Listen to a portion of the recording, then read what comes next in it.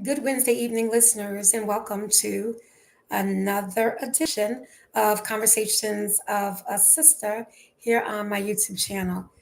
I don't know why my chat window just popped up, but it just popped up, and I am trying to get it to close, and um, it won't. Nevertheless, tonight's conversation here on Conversations of a Sister after receiving emails, so many emails regarding the government shutdown. I thought about it and I read a lot of the emails that I received from listeners and those listeners who are concerned or worried about the government shutdown. And I was like, okay, we will talk about that tonight or this week on Conversations of a Sister. Tonight's conversation is they don't really care about us. And I think that a lot of American people are seeing that now. The federal government is shut down, and already it's one of the nation's longest shut down at 22 days with no end in sight. You have the Democrats blaming the Republicans, and you have the Republicans blaming the Democrats. So basically, for them, it's a blame game. And while the American people, those of us who are affected, are stuck in the middle, like a child in a custody battle. And it really is painstaking and painful for a lot of Americans who are federal and governmental employees. So, therefore, it's not all fun and games when you're worried about how your rent is going to be paid or how your mortgage is going to be paid. And if you have children, even how you are going to put food on the table. These are everyday concerns for Americans. So tonight's conversation is they don't really care about us is because they don't really care about us. So the shutdown has placed 750,000 federal workers on furlough. That's air traffic controllers, essential workers, national park keepers. They are all going without pay. I'm hearing that the military is being paid, but then I'm hearing that the military is not being paid, that it is actually not true that military workers are being paid during this shutdown. And the current administration wants you to think that it's one side versus the other when it's actually not. We are all in it together. So whether you are left, you're right, or you're up, or you're down, or you're a supporter, or you're not, it doesn't matter because everyone is affected by what is happening right now with this government shutdown, from flights being delayed to flights being canceled because there's a shortage of TSA workers. Anything that is federally funded is actually being affected by this government shutdown. You have some military families saying that they have to go to food banks in order to get food for their families because they are worried about how they are going to put food on the table. So this is a real concern, and in an escalation from past shutdowns, Donald Trump has laid off thousands of government employees and pushed infrastructure projects that are in Democratic held cities on hold or canceled the funding altogether. Yeah, it's a petty move by a president in such a position. But for those of us who've experienced the Trumpism for the last past 9 to 10 months, none of us are surprised. So Democrats continue to demand that the extension of the Affordable Care Act is extended. Now, everyone is talking about how, in the beginning, the Democrats approved the bill, this big, beautiful bill. But the approval was only temporary because I guess they gave the Republicans, or they wanted to give the Republicans time to come up with a healthcare plan, one that was either an extension of the Affordable Care Act or something in place that is better. Whereas millions of Americans were not going to be kicked off of healthcare. So let's see. That extension was extended in July. This is now October. So because they could not come up with a plan for the extended health care, this is why the government went in shutdown because Democrats refuse to fund health care that is going to rob over 700 or millions of people of their health care. So the Democrats are not budging. They are hell bent on having the extension of the Affordable Care Act subsidies extended. That would be a good measure to reopen government. But federal employees are set to miss their first full paychecks. They're going to go without pay. And I don't think that this is an argument that can be had because they are going to go without pay, provided that the government does not open. And the Republicans keep talking about this clean bill, but this clean bill that they want is to gut healthcare. So the argument is that the Democrats are not really for like this healthcare extension. They're really trying to get healthcare for immigrants. When we all know, well, those of us with common sense, we know that immigrants cannot get health care.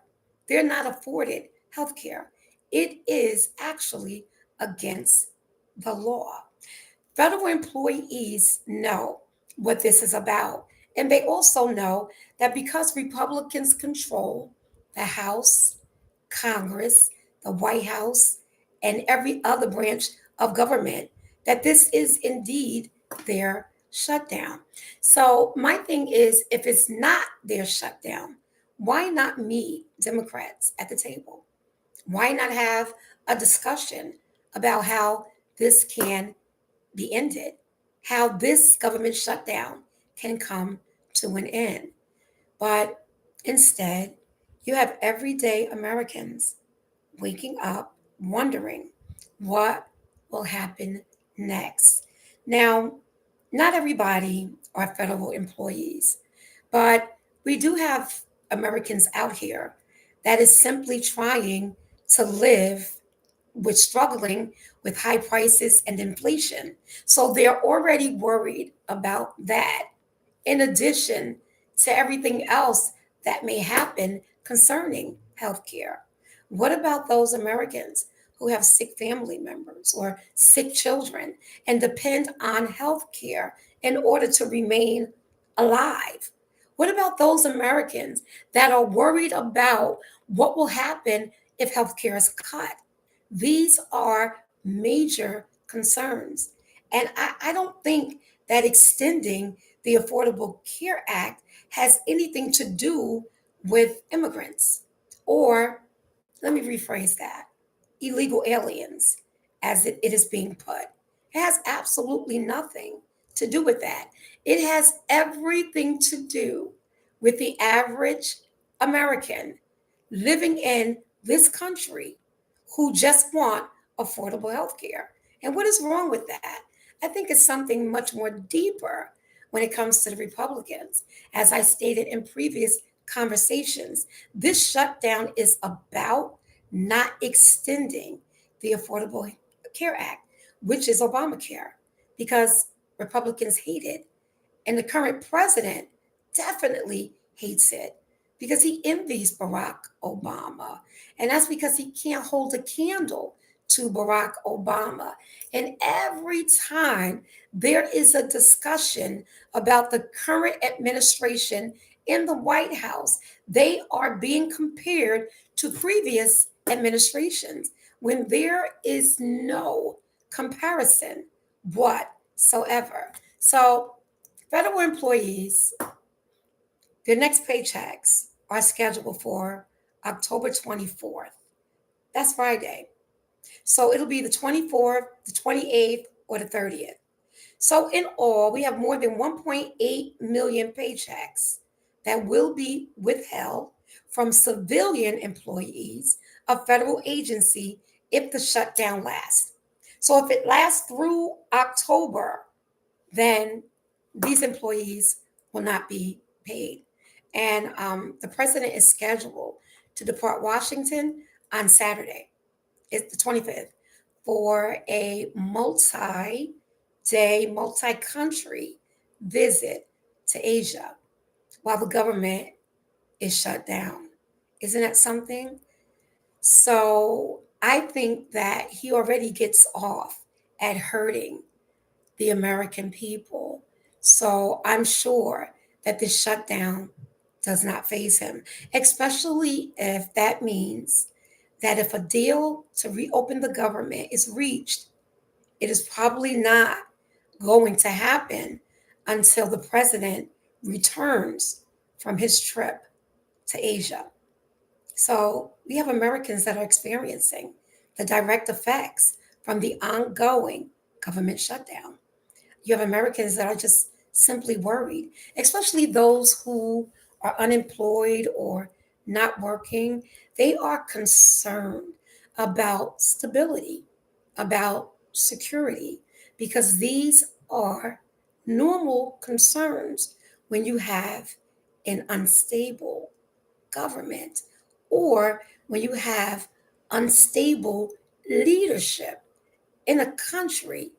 You have unemployment benefits that may be missed. You have missed paychecks, halted government operations. We have ripped through communities, straining budgets that are already stressed by broader economic challenges. And we are challenged economically. We are. People are concerned about food shortages because of Trump's tariffs. They feel as though tariffs are going to eventually affect the food shortage on top of the immigrants that were here legally on visas that was doing the farming to ensure that these foods and produces are delivered to our supermarkets. And if you don't see that anymore, then that means that there's a real issue. There's a real issue, especially in one's community. Now, I have to admit, in my community, so far, I knock on wood, I'm not seeing a shortage in food products or produce. However, grocery prices are high. And instead of the president focusing on bringing down inflation, his focus is building and gutting the east wing of the White House to build a ballroom that is going to cost taxpayers $500,000. I'll get back to that in a minute because I want to sit here for a second and talk about inflation because inflation is high. Grocery prices are high. It is expensive just to go to the supermarket. And it looks like inflation is not easing up a bit at all. Now, don't get me wrong, I've had conversations with people who said that they believe that a lot of grocery stores are price gouging because they're taking advantage of this whole tariff thing. But then again, you have those who are not. I was telling somebody the other day that I could not believe that a bag of potato chips was actually $4 and $5. And they said to me, I wait to get them on sale because that's the only way that it becomes affordable. It's like, really? I still can't get over the fact that I took my mom to a restaurant a couple of months ago and I paid $8 for one link sausage because I asked for it with an omelet. I thought that was crazy. Was that price gouging? Absolutely. So while you want to support your community, you also want to ensure that your community has your best interests. at heart or the interest of the consumer, because going up on prices, that's not cool, especially because we have so many working families who are struggling to make ends meet. So, what is happening? People are going to food pantries because food pantries have become the source and the anchor in a time such as this. And when I was talking to a friend of mine, and we talked about property taxes and how the property taxes are a little high here in the state of New Jersey, and if getting the property taxes down was even a reality. And she said, in order to do that, there would have to be cuts somewhere. And the cuts would happen at a state level because you're trying to bring down taxes in a state, but you don't want to cut you don't want to cut funding to food banks. That you don't want to do, especially in today's atmosphere of what is happening in this country. You don't want to cut food prices. You don't want to cut, I'm sorry, food banks. You don't want to cut it. I'm getting text messages and it's a little distracting, but you don't want to cut funding to programs that provides food to families in need. And it's like the food banks is the only source of a supply. And don't get me wrong, you have some families who are members of churches. Churches have food pantries. This is why I think that regardless to what is happening in the country, it is important that we stay connected in our communities. It is important that we stay connected with our neighbors because I think that the community, which is our neighbors, our churches, our congregations, our spiritual heads, I think that they can provide a source of support and a source of comfort. And everybody is talking about withholding taxes on a federal level because if families are struggling financially and we can't get help federally, then why not withhold federal funding? Makes sense to me. It's like withholding federal fundings because you have families right now that are literally trying to make ends meet. And I see online how people are like, they can't believe that families are struggling. And you have the president of the United States gutting the East Wing of the White House. Okay, so you have people saying other presidents did it. Now, I know that other presidents added additions. I don't know that other presidents gutted and completely demolished the people's house. I know Barack Obama added a basketball court. I know that another president upgraded a balcony. They talked about all of the things that other presidents did while they were in the White House, but they were all additions. They were not subtractions. And I highly doubt that it was costing the American people $500,000 and not in the middle of a government shutdown. Because what it says is that you have money for that, but you don't have money to end the government shutdown. You don't have money to come to a consensus with both parties in order to end the government shutdown. That's what that's what you're basically saying. We have $40 million to bail out Argentina. We have money to allow Qatar to build an Air Force base in Idaho on American soil in the United States. And these are terrorists. But come on, they gave President an airplane. We all know that that was for something because right now the White House is up for sale and it is being sold to anyone with the highest bid because Donald Trump has his sons actually making deals while he's in office. Just last week, he gave $1 million fundraiser at Mar-a-Lago.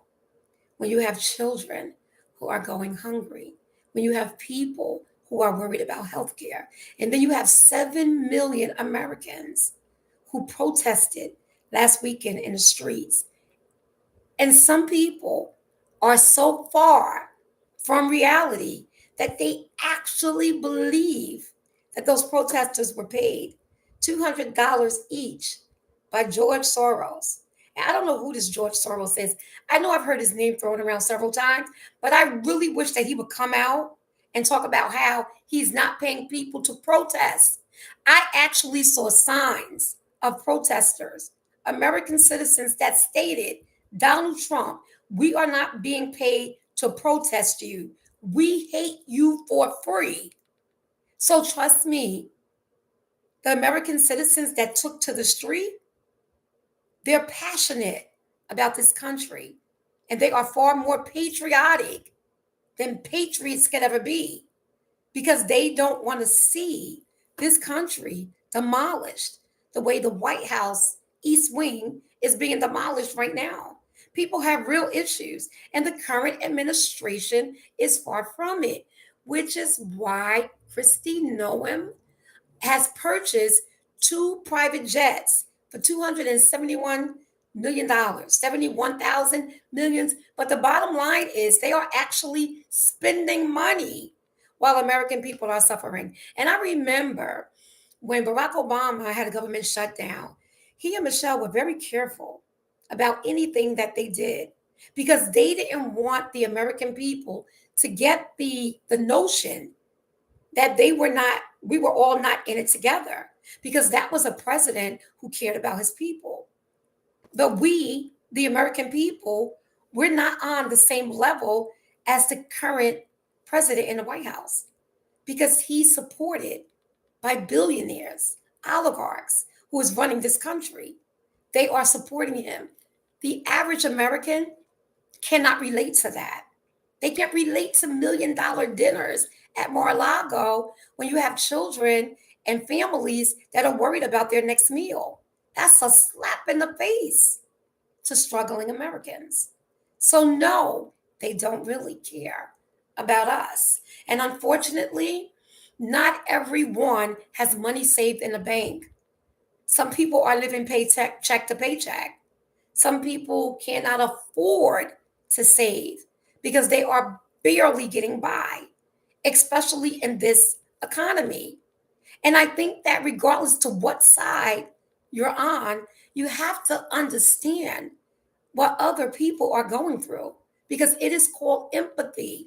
And if you don't have empathy for your neighbor or for fellow Americans who are suffering as well, then you don't have a heart. And I know that one of the things that's in the Republican bill is to further finance ICE. And ICE is already terrorizing communities. They're picking up people who are American citizens. And these are people who are going to work to make a living, who are already struggling. And they have a nerve to pick them up. ICE is chaotic, not so much because they may be doing a job, they're doing a job wrong. If it's a job at all, they're snatching people off the street, they're not giving them due process. Some of them are American citizens and they have to release them a couple of hours later. So it's chaotic. There is no organization for what ICE is doing. It needs to be better organized, because right now there's no justification for how these states are being terrorized under ICE and the Trump administration. That is another funding that is in the bill that the Democrats refused to sign. So look at the bill, because I did. I was having a conversation with somebody that I know, and they were like, "Have you even seen the bill? Do you know what's in the bill?" And one thing that's in the bill is to further fund ICE. Why do you think they're jumping out of Black Hawk helicopters and spraying what is it, spray gas or whatever that is, tear gas in crowds, and they have all kinds of weapons because they're being funded with our tax dollars. And if we say no, then we say no. Because at the end of the day, and I'll say it and I'll say it again, the power is in the people, not the president. The power is in the people. And trust me, 7 million who took to the streets, that's nothing compared to those who supported otherwise. And people think that the protest that happened last Saturday was a one off, that it was something that was just done once. No, but it's not.